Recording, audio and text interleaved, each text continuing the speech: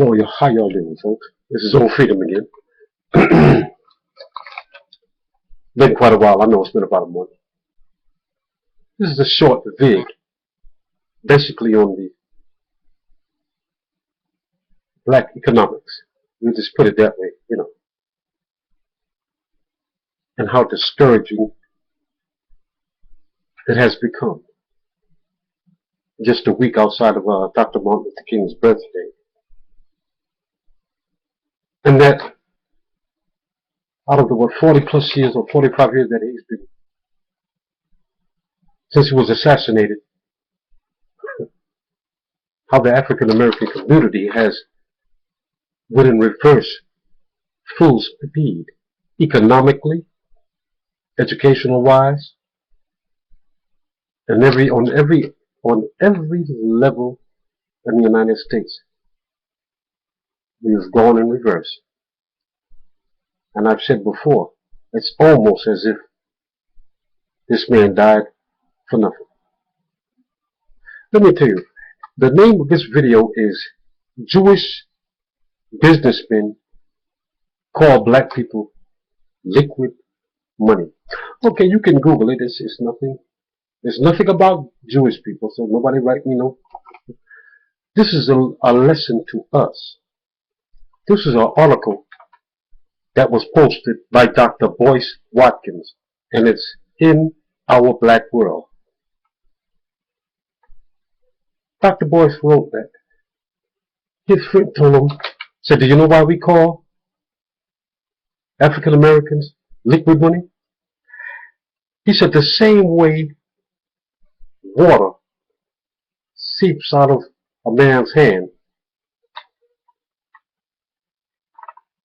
that's the same way money seeps out of the hand of a black person. And they see that all ethnic groups, especially, Jewish people, see that as a huge business opportunity. All they hear is, in other words, cash registers when they see us. On paydays, and when we get our tax refund, that's when he said we usually wind up, we don't have a dime left. And this is what we've been saying for years. We have to stop. We don't own any businesses in our communities. We can't unite. They're closing down schools in major metropolitan areas. They're getting you ready for prison cells. That's right. The CCA, Correctional Corporation of America, is building prisons, privatized prisons, all over the place, all over America. And it's nothing more than modern slavery.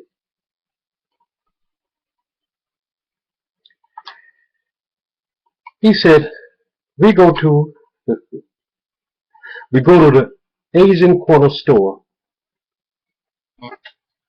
We go to the Arab corner store to cash our checks.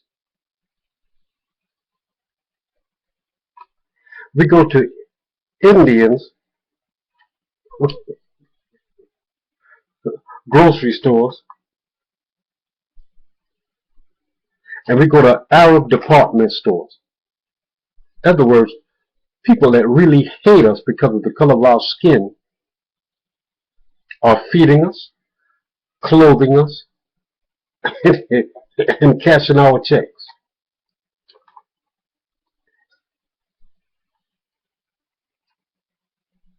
And what this is about, this is another wake-up call. Let me give you a perfect example. Not too far from me, everybody was talking about the East Indians this, the Indians that, the Indians, oh my goodness. They bought an entire block of houses and trailers. Nice place. It was African American, but they were renting. We thought it was theirs, most of them, but they weren't. Kicked them out and they're moving into an entire black neighborhood. The whole neighborhood, the area is black. And they own every store in the area. And we've been here hundreds of years and don't own a toilet paper factory. What are they saying? We are incapable of critical or abstract thinking. No problem solving skills. That is embarrassing. I mean, how degrading that is. The condescending marks these people are level at us. Yeah. And another thing I like to say, I was told this by a gentleman who was not black, and I'm not going to speak. He said, you people are going to, you African Americans, you black people are going to have to stop choosing these so-called leaders who are friends with governors and presidents. He said they are nothing more than FBI informants. And then he said, Google it. They'll tell you. It just shows you who the, and you'd be, nobody ever asked me to vote for any of these so-called civil rights leaders. Let me tell you, a march today is about as effective as trying to grow wings and fly to the moon. This is not 1960, and they know that. And if you notice, they very rarely talk about economic empowerment. They want to march because this one got shot down by some white person. But you notice they don't go into any of the black communities. Why don't they go to Omaha, Nebraska? That even beat Chicago and Detroit for black on black murder. You know, one person said, he said, the black people, our race, is just like you ever see a boxing match where the boxer falls down flat face, the face flat on the ground. He's out, he can't get up. He said that's where the African American race is. But if you notice a boxing match, when you get knocked on your seat, a lot of times they've gotten back up. But if you fall flat, you get knocked out and fall flat down on your face. You've never seen anybody get up like that. That's where we are. And we have a short window of opportunity. See, you're marching for people, illegal immigrants, for Obama to make them illegal. Al Sharpton told somebody on his radio station that we are not in competition, and that is an outright lie. You're going to be in competition with 11 million immigrants. You're going to be in competition with these people for jobs that do not exist. Do you understand how dangerous this is? But nobody wants God, though. So I ask you to pray. Pray like never before. God is the only one that can deliver us, the black race. It's just, even the ones with education and money are so self-centered and disgusting until it's pitiful.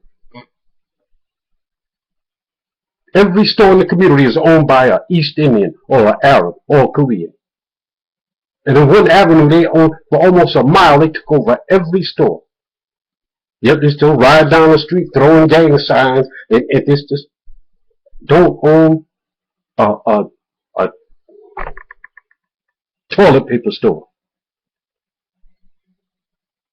So I'm asking everybody to pray and just unite, spread the word. If we have just a few years left.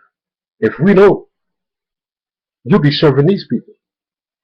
You know what? Because they're going to take over Congress, the Senate, and yes, soon the White House. Because when these people have large families and a lot of children. So that speaks for itself. But anyway, folks, pray for our race, and just try to encourage one another to let's unite and vote good leaders in these offices. Because if we don't, we're going to disappear. God bless you. Pray, saints. We need it.